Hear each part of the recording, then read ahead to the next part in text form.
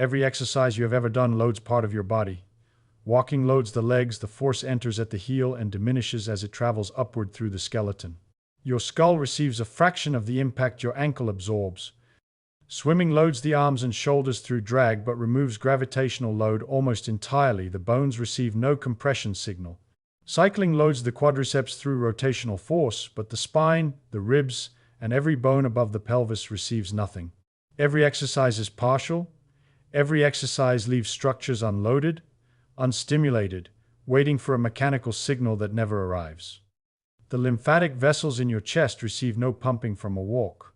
The bones of your ribs receive no loading from a cycling session. The vestibular organs inside your skull, the balance sensors that detect acceleration inside the skull, receive almost no vertical input from any horizontal movement. There is one movement that loads everything simultaneously. Every bone, every lymphatic vessel, every cell from the soles of the feet to the organs inside the skull, receiving identical force at one instant. The movement is vertical bouncing, and in 1980, rebounding was 68% more efficient than treadmill. Running, a finding Bhattacharya and colleagues published in the Journal of Applied Physiology in 1980 that the fitness industry has ignored for over 4 decades. At equivalent heart rate and oxygen consumption, the physiological stimulus delivered by bouncing exceeded running by a margin the researchers could not explain using the exercise models available at the time. NASA funded the study because astronauts returning from zero gravity presented a medical profile that mirrors what happens to sedentary adults over decades compressed into months. Astronauts in microgravity lose 1 to 2% of bone density per month, the loss a sedentary 60-year-old accumulates per year. Lymphatic flow in microgravity stalls because there is no gravitational compression cycle. The fluid accumulates in the face and upper body, producing the puffy face syndrome visible in every astronaut photograph. The stasis physics that produces ankle swelling in a sedentary adult through the opposite gravitational error. Vestibular calibration degrades because the otolith organs receive no gravitational acceleration signal. The crystals float rather than shifting with movement, and returning astronauts stumble and fall with a frequency that parallels the balance decline in sedentary adults over 60. The body cannot distinguish between zero gravity and zero movement. Both produce identical losses through one mechanism, the absence of gravitational cycling through the tissues that depend on it.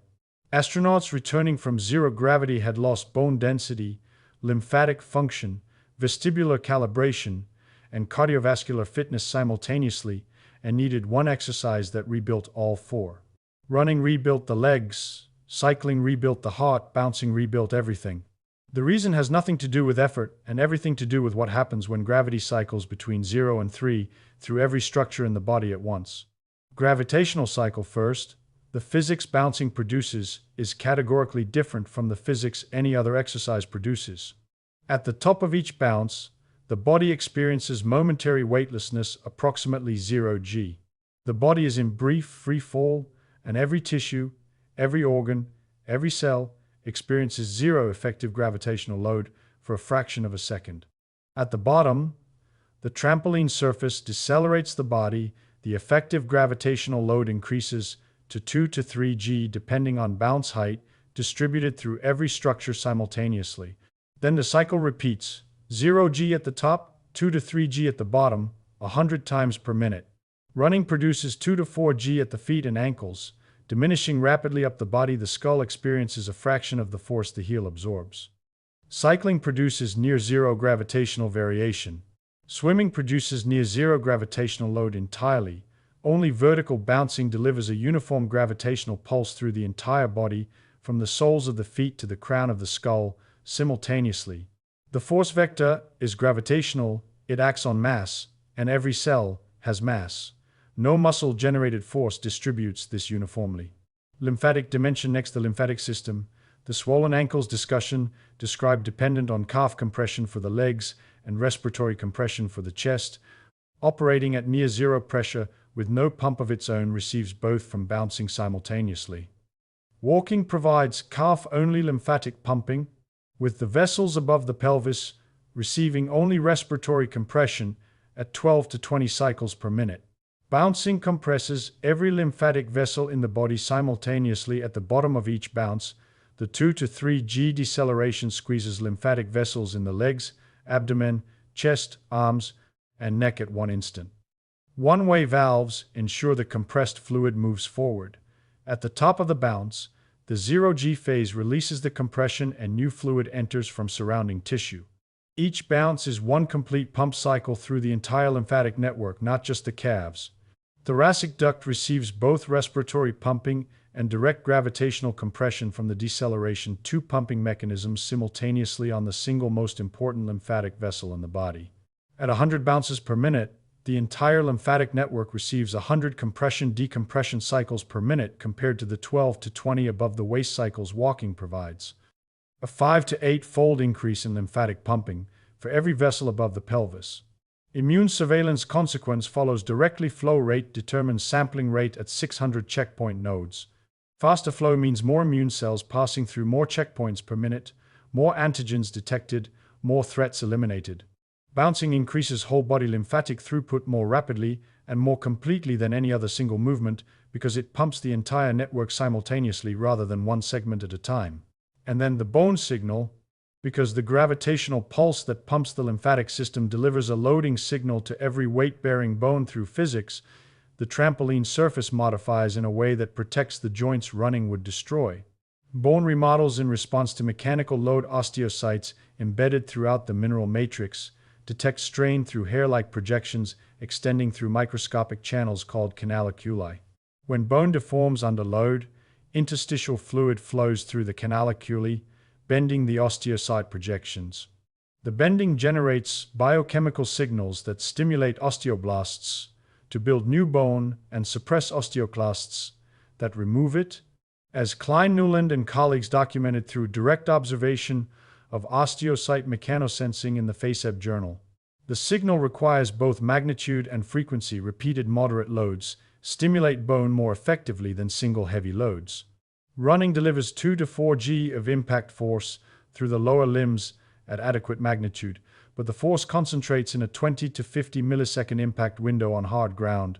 The trampoline surface extends the deceleration to 200 to 300 milliseconds, 10 times longer. Same peak force, 10 times longer application. The bone receives the mechanical signal needed to activate osteoblast remodeling. The cartilage, joint capsules, and tendons do not receive the impact shock that damages them over years of running on hard surfaces. This is the mechanical insight that made NASA choose rebounding over running. Astronauts needed bone loading without joint damage. The trampoline converts impact into loading by extending the deceleration time, and the loading is not confined to the legs. Every weight-bearing bone from the calcaneus to the cervical vertebrae receives an identical deceleration signal simultaneously. The ribs receive bone loading stimulus, the vertebrae receive it, the pelvis receives it, running loads the legs and sends a diminishing echo upward, bouncing loads the entire skeleton uniformly. After 45, bone density declines approximately 1% per year in women and 0.5% per year in men. By 65, a sedentary woman may have lost 20% of her peak bone mass. The osteocytes are still functional, the canalicular network intact, the mechanotransduction pathway operational. The system is waiting for a mechanical signal that sedentary life has stopped providing and that running, for many in this demographic, delivers at the cost of joint damage that prevents them from continuing. Bouncing delivers the signal without the cost. Trampoline surface is the critical variable separating bouncing from jumping on a hard floor.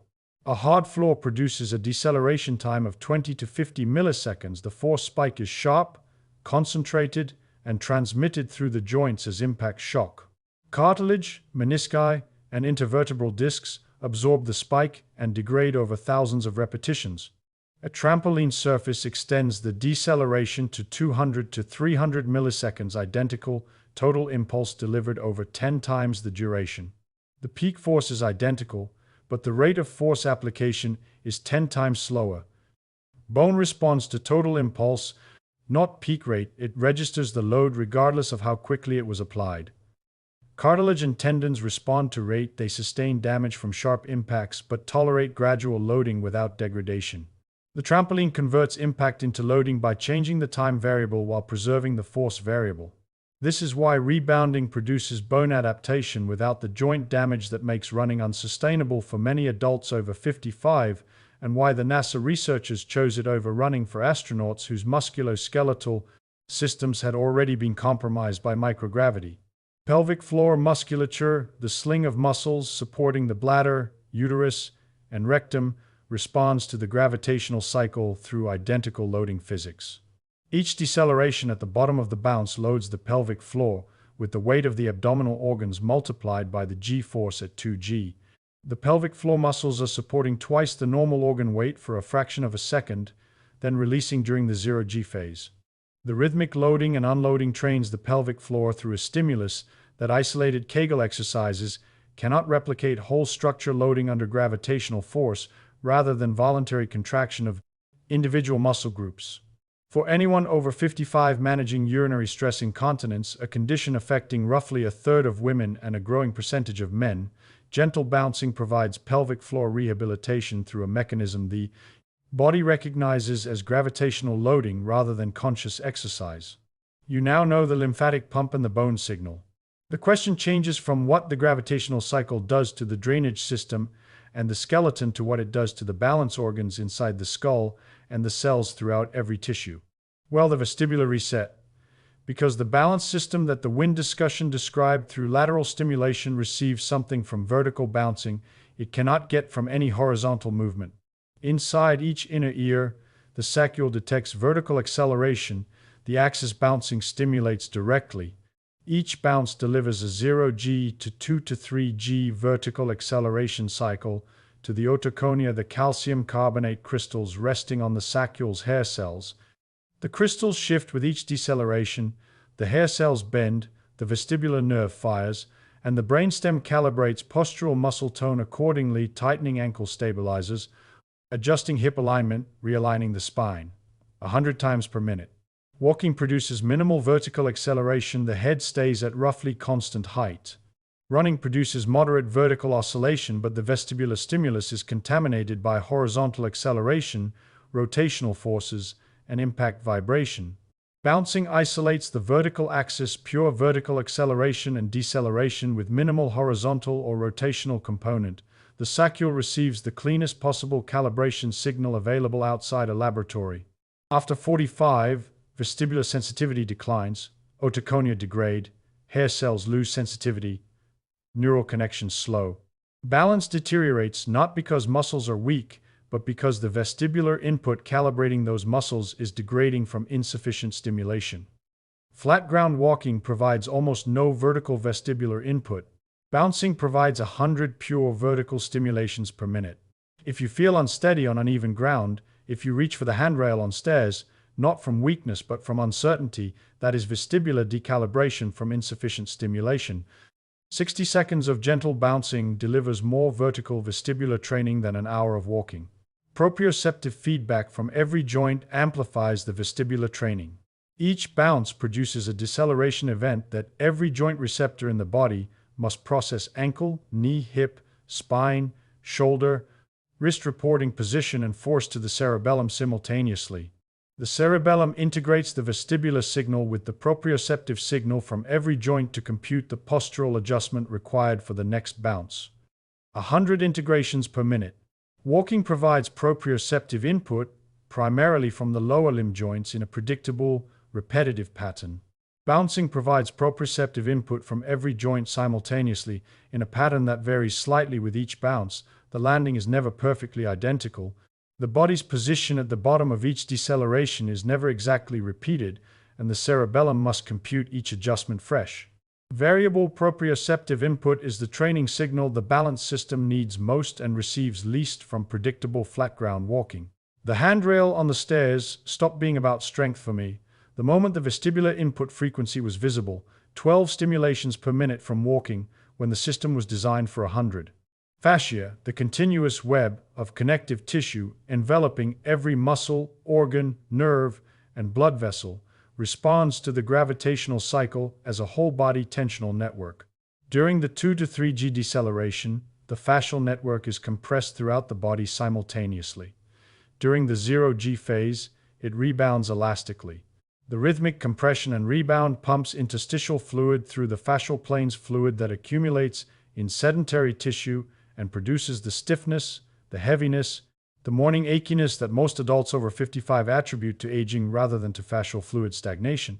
2 minutes of bouncing produces a measurable reduction in fascial stiffness through the mechanical pumping of interstitial fluid that the gravitational cycle drives through the connective tissue network, the loosening you feel in the chest, the shoulders, and the lower back. Within 60 seconds of bouncing is fascial fluid moving through tissue that has been stagnant since you stopped moving. Interstitial fluid clearance, the movement of fluid through tissue spaces back into lymphatic and venous capillaries, accelerates during bouncing through a mechanism distinct from the lymphatic pump itself. The gravitational cycle produces alternating compression and decompression of every tissue compartment. During the 2 to 3G phase, interstitial fluid is squeezed from the tissue spaces into the lymphatic capillaries through the one-way flap valves.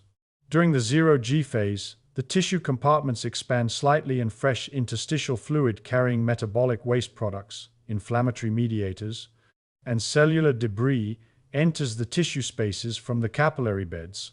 The cycle flushes the interstitial compartments 100 times per minute, replacing stagnant fluid with fresh filtrate and directing the stagnant fluid into the lymphatic system for processing through the checkpoint nodes. The flushed sensation many people report after bouncing, the clearer skin, the reduced puffiness, the lightness in the limbs is the measurable reduction in interstitial fluid volume that the gravitational pumping produces. And then the cellular response, because every cell in the body feels the bounce through a structural mechanism that no other exercise activates uniformly. Every cell has a cytoskeleton, an internal scaffold of microtubules, actin filaments, and intermediate filaments, maintaining cell shape and transmitting mechanical signals. When external force is applied, the cytoskeleton deforms. The deformation transmits to the nucleus through structural connections called link complexes. The nuclear envelope deforms. Gene expression changes. This is mechanotransduction at the cellular level, the conversion of mechanical force into biochemical response operating in every cell type. Cells function as tensegrity structures, architectural systems where tension and compression elements distribute force throughout the entire network, as Ingber documented at Harvard. A gravitational pulse at 2G propagates through the cytoskeleton of every cell, simultaneously stimulating mechanosensitive ion channels, activating signaling pathways, influencing gene expression across every tissue type at one instant. Running loads cells in the lower limbs preferentially. Swimming loads cells minimally through buoyancy. Bouncing loads every cell equally because the force is gravitational, it acts on mass, and every cell has mass. Every cell in your body, liver, lung, bone marrow, intestinal lining, felt your last step. Bouncing is the only movement where every cell feels it simultaneously. Cardiovascular response during bouncing follows distinct physics from running. Heart rate rises to an equivalent training zone, 120 to 150 beats per minute at moderate intensity, but the cardiac work is distributed differently. During running, the heart pumps blood primarily against gravity to supply the working legs and return venous blood from the lower extremities. During bouncing, the 0G phase at the top of each bounce momentarily reduces the gravitational resistance to venous return. Blood flows back toward the heart more easily during the weightless instant than the 2 to 3G phase at the bottom increases venous return through gravitational compression of the venous system. The heart receives a pulsatile preload pattern alternating between enhanced and reduced venous return 100 times per minute that no steady-state exercise produces. This oscillating preload trains the cardiac chambers through a fill and empty pattern that improves ventricular compliance, the ability of the heart muscle to stretch and fill efficiently through a mechanism that steady-state running does not engage at equivalent frequency. Well, the 68%, because the NASA finding that seemed impossible in 1980 makes sense once the system count is visible. Researchers measured oxygen consumption, heart rate, and biomechanical loading simultaneously. Running at a given heart rate produced cardiovascular stimulus, concentrated in the lower body. The legs did most of the work. The upper body was relatively passive. At equivalent heart rate, bouncing produced cardiovascular stimulus plus whole body gravitational loading, lymphatic pumping, vestibular stimulation, and cellular mechanotransduction simultaneously. 68% efficiency advantage was not because bouncing burned more calories, it was because bouncing delivered physiological stimulus to more systems per heartbeat. Each cardiac cycle during bouncing was simultaneously training the cardiovascular system, pumping the entire lymphatic network, loading every bone, calibrating the vestibular system, and mechanically stimulating every cell. Running at the same heart rate was primarily training the cardiovascular system and loading the lower limbs. Same cardiac cost, broader physiological return. The efficiency was measured in systems activated, not calories burned. This is why NASA chose it. Astronauts returning from zero gravity had lost everything gravity provides and needed one exercise that restored all of it. Rebounding was the answer because it is exercise for every system the body loses in the absence of gravitational cycling. That understanding 5 systems addressed by one gravitational cycle, 100 times per minute, through a movement that loads every structure from the feet to the skull simultaneously, is why my 2-minute morning bounce replaced the stretching routine 5 systems, restarting simultaneously through one gravitational cycle the stretching was never providing. 5 systems declined simultaneously after 45, and the decline in each makes the gravitational cycle more valuable because the body's capacity to generate the stimulus on its own is the capacity that is failing the lymphatic pump weakening while the bones lose density, while the vestibular organs degrade, while the endothelial surface thins, while the immune checkpoints receive less traffic, all converging on the need for exactly the stimulus the gravitational cycle provides through one movement the joints can tolerate. Anyone with unstable cardiovascular conditions, recent joint replacement, or diagnosed severe osteoporosis with fracture history should consult their physician before beginning a bouncing protocol. The gravitational loading that stimulates bone also loads joints for anyone whose joints are surgically replaced or structurally compromised. The loading calculus differs from the intact skeleton the protocol assumes. Start with the heel bounce described below, rather than a trampoline, if you have any uncertainty about joint tolerance. Stand up. Feet hip-width apart. Rise onto the balls of your feet, then drop your heels back to the floor. 60 times in 60 seconds. This is a heel bounce, the same vertical deceleration cycle at reduced amplitude. The lymphatic vessels compress on each heel strike. The bones receive loading. The saccule receives vertical acceleration. You feel it immediately, the chest loosens, the sinuses clear, the legs feel lighter. That is lymph moving through vessels that have been stalled since you sat down. With a mini trampoline, start with gentle bouncing, feet barely leaving the surface. 2 minutes. The trampoline surface provides the extended deceleration 200 to 300 milliseconds that protects joints while delivering full gravitational loading to bones. Increase to 5 minutes after 1 week, 10 minutes after 2 weeks. 10 minutes at 100 bounces per minute delivers 1,000 whole-body gravitational cycles, 1,000 lymphatic pump strokes, 1,000 bone loading events, 1,000 vestibular calibrations, 1,000 whole-body cellular mechanotransduction pulses. For anyone over 60 with balance concerns, hold a wall or countertop with one hand. The vestibular stimulation occurs regardless of whether the bounce is supported. The otolith organs respond to the vertical acceleration, not to whether the hands are free. The balance training happens at the sensory level even while the safety net is in place. Practical comparison for anyone currently walking 30 minutes daily. Walking delivers 120 calf-only lymphatic compressions per minute, bone loading exclusively in the lower limbs at 1 to 1.5 G, minimal vestibular stimulation, and cardiovascular training at moderate intensity. 10 minutes of bouncing delivers 1,000 whole-body lymphatic compressions, bone loading through every weight-bearing structure at 2 to 3 G, 1,000 vestibular calibrations, cardiovascular training at equivalent intensity, and cellular mechanotransduction through every tissue simultaneously. Walking remains valuable. The enos activation, the GLUT4 translocation, the circadian benefits this series has established all require it. Bouncing does not replace walking. It addresses the systems walking leaves unloaded, every structure above the pelvis, the vestibular organs, the fascial network, the pelvic floor through a gravitational physics walking cannot produce because the force vector of horizontal locomotion does not cycle between 0 and 3G through the whole body. Breathe through the nose during bouncing. Each bounce compresses the thoracic duct behind the diaphragm through gravitational force. Each nasal breath generates nitric oxide in the paranasal sinuses. 2 mechanisms, gravitational compression and sinus-derived No, operating simultaneously on the lymphatic system through independent pathways.